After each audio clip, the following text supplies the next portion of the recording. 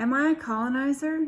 Last spring, I returned to Puerto Rico to sell my house there, and this summer I posted a series of videos exploring real estate opportunities in Dorado, San Juan, Naguabo, Isabela, Aguadilla, and Rincon. To my surprise, a bunch of people came out of the woodwork calling me a colonizer in the comments. Am I really a colonizer? Well, that's what we're going to explore today. People calling me a colonizer, that was really kind of a punch to the gut. When I saw those comments, that was never my intention. I know that a lot of people thinking about moving to the island watch this channel, so I thought it'd be cool to hop in a car with a local real estate agent to see what's going on, make a video about it for you, thinking it'd be useful for people researching the possibilities of moving to the island. But instead, I seem to have stepped into a whole pile of fire ants. So let's open up this issue. Ask some uncomfortable questions and see what you have to say in response. What is a colonizer anyway? I had to Google it, and it's a country that sends settlers to a place and establishes political control over it. Well, I wasn't exactly sent by the United States to occupy Puerto Rico. The Puerto Rican government created some pretty sweet tax incentives in the form of Act 60, and we were able to arrange our lives to take advantage of those. But we didn't move there just to save money on taxes. We were also going because, the mainland US is kind of effed up, and we wanted to get out and go overseas, have an adventure, and learn a new culture, and just be in a different place and have a different experience. Honestly, it was kind of a midlife crisis. Puerto Rico seemed like the perfect combination of not the US, tax breaks, overseas adventure, and it wasn't too far from our kids if we needed to fly back. We were actually thinking about going to Chile, which is a beautiful country, and we'd gone down there and visited a couple times, and we were considering it, but it was so far away. So Puerto Rico seemed like overseas light because it was just so much closer to home. So yeah, I wasn't sent over to Puerto Rico to destroy its culture. We willingly went as individuals to explore and learn something new. So the Urban Dictionary has a different take on what this term colonizer means. And they're saying that it's a racial slur for white people, often more specifically towards white men. Are you calling me a man?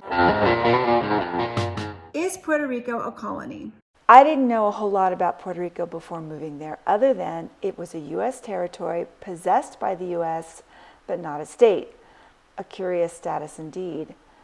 I bought some books, I read some history, and was particularly fascinated by the Taino people, who displaced the Salinoid people who came before them, and who were eventually displaced by the Spaniards, who were later displaced by the Americans. So there has been a lot of cultural turnover on this beautiful Caribbean island. Yes, Puerto Rico is a colony because it is occupied by U.S. interests. And honestly, who am I to judge any of this? I'm just some middle-class, middle-aged, middle-of-the-road lady who lived there for a few years. But as an outsider coming in, it was such an odd place. It's like the U.S. and South America had a baby in the Caribbean. It's this strange mix of cultures. I mean, you've got Home Depot and Costco and Krispy Kreme, and on the other hand, you've got the roadside pinchos and the whole pig barbecuing on the stick and the rice and beans, and it's just, the music and the cars and the school buses with lights. I mean, it's just such a unique place. But it's also kind of a U.S. military dumping ground, and there's been these Monsanto experiments that you hear about, and who knows what other secrets the island holds. I mean, it does strike me as kind of a free-for-all of, it's the thing out back and you can do whatever you want out there. I mean, that seems to be how the U.S. treats it. The island residents can't vote for president. They have no vote in Congress. It's taxation without representation. And they are hamstrung by the Jones Act, which mandates that everything shipped to the island must go through a U.S. port first.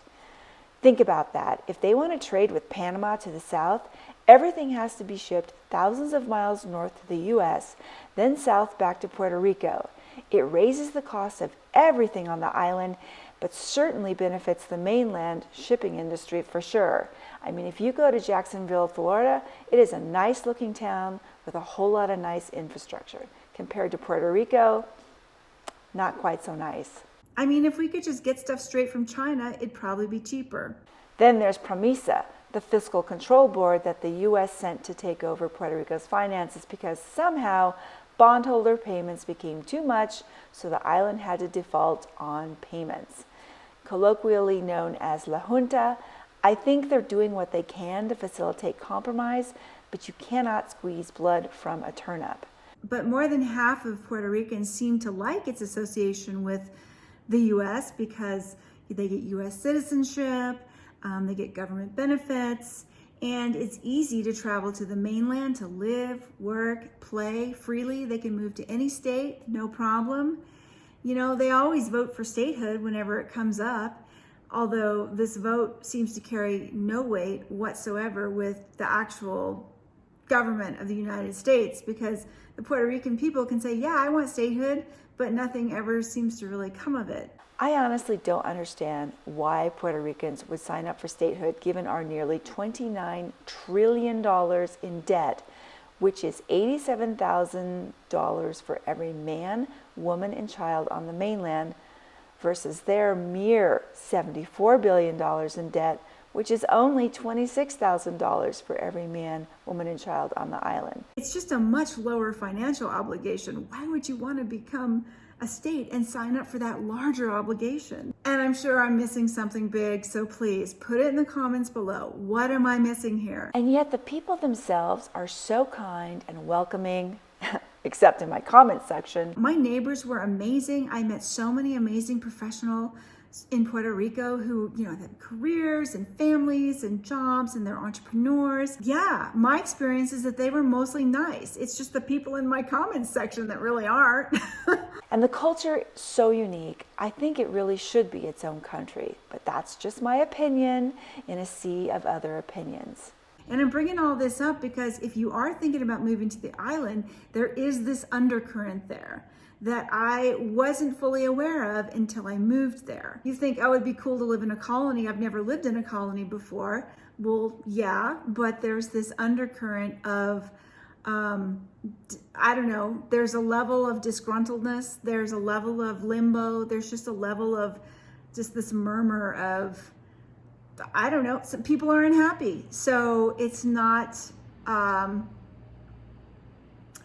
guess, and maybe you even get that in Hawaii, even though it's a state, because people were displaced there too. So I don't know. I'm just saying there's this undercurrent of dissatisfaction that you need to be aware of as, you know, a mainlander moving there. So it's a colony, and I moved there from the mainland. Does that make me a colonizer? Are people saying this because of my color? Because, you know, most people in Puerto Rico identify as white, Caucasian. Because I'm rich? Not. I'm totally not rich. I still have to work for a living, and it's not easy. I don't have a private jet, didn't live in Dorado Beach.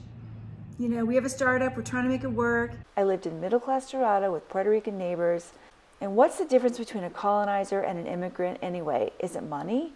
I mean, colonizers typically bring superior technology and they're herding locals into some corner. And I can see how people listening to me talk to a realtor about what the opportunities on the island are would give people the impression that I'm a colonizer. But is wanting to clean up the trash and fix up abandoned houses that have been abandoned for years, does that make me a colonizer? I mean, colonizers do change things and sometimes improve rotting infrastructure.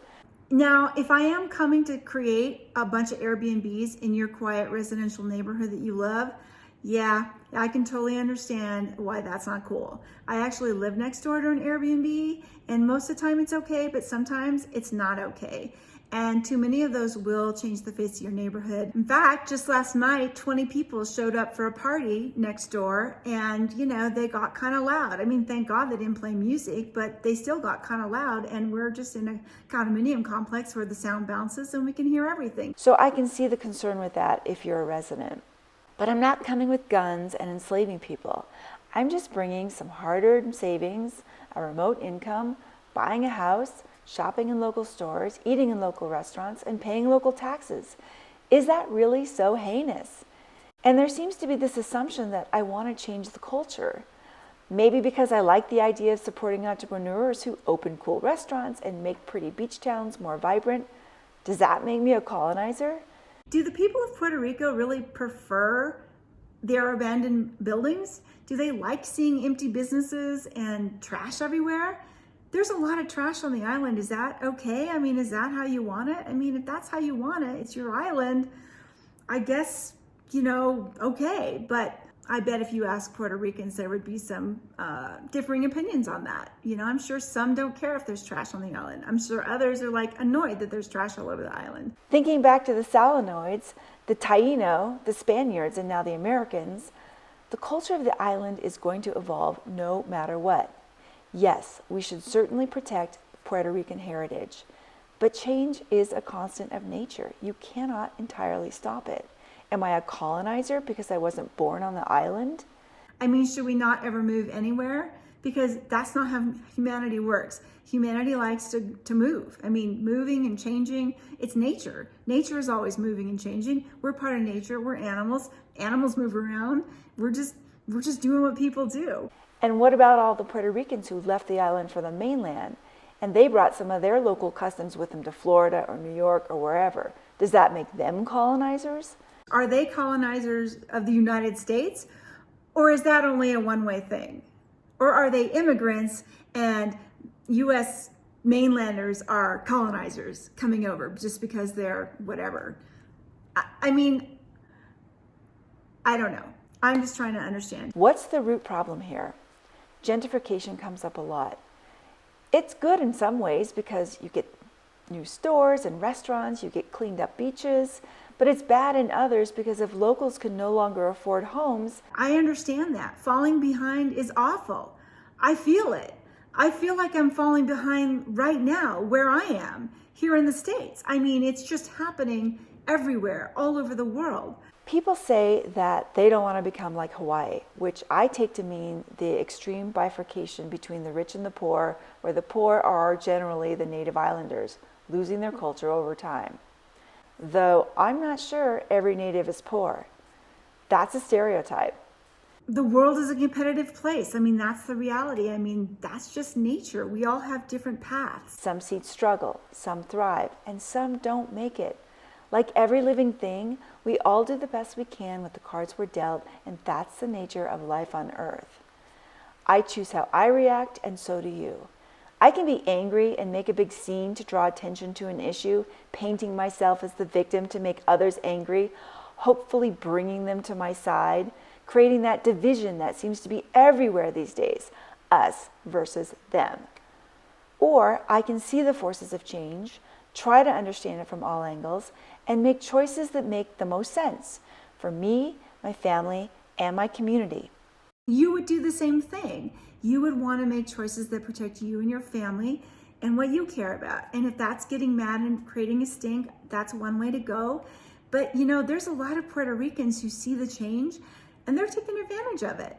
They're starting businesses. They're popping up restaurants. They're doing everything they can. Some of them go to the mainland and make a life there and come back. They're taking more of a proactive approach to, hey, things are changing. What can I do to ride the wave? Surfers out in Rincon, they can sit and complain about how the waves aren't perfect for them, or they can just try to catch one and then keep trying until they catch one.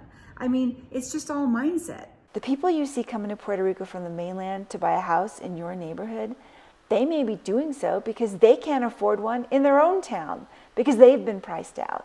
And now you're priced out because they're priced out. And this is just the trickle-down effect of the U.S. government and the Federal Reserve and central banks and governments around the world creating so much stimulus, aka money, or really credit, that's now pouring out into the global economy. It's everywhere. This is not just a Puerto Rico problem. This is a worldwide problem. Everything is becoming more expensive because there are more dollars chasing fewer goods.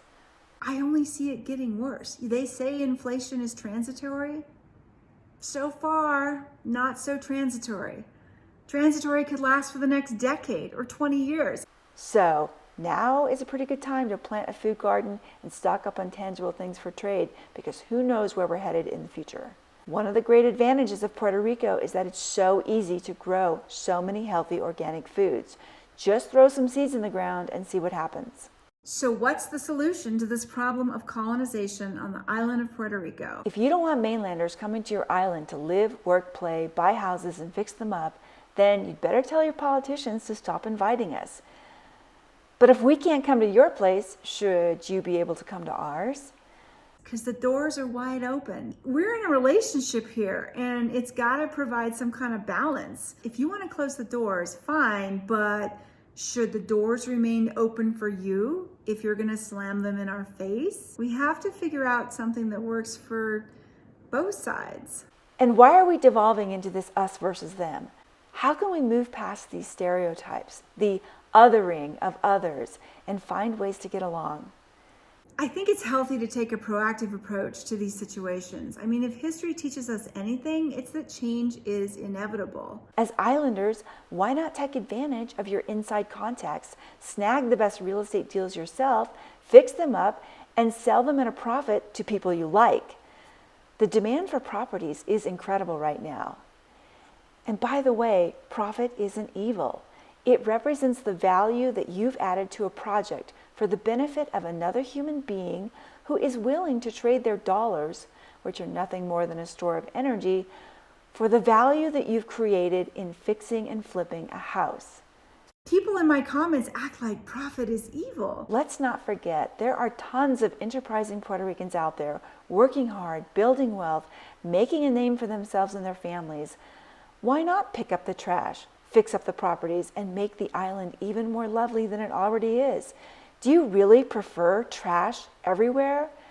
Whenever I'm on the island, I see so many older Puerto Ricans out sweeping the walkways in front of their homes. Where is that pride on the rest of the island?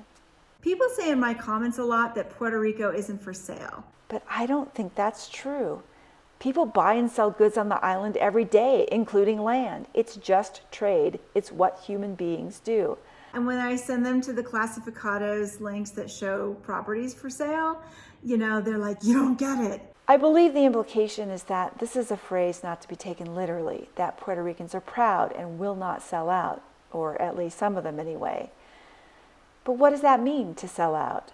Given the stories I've read of corruption, politics, bribes, and it seems like in some corners of the world of Puerto Rico, some of it's for sale. I mean, heck, you open the doors to mainlanders with money looking for tax benefits.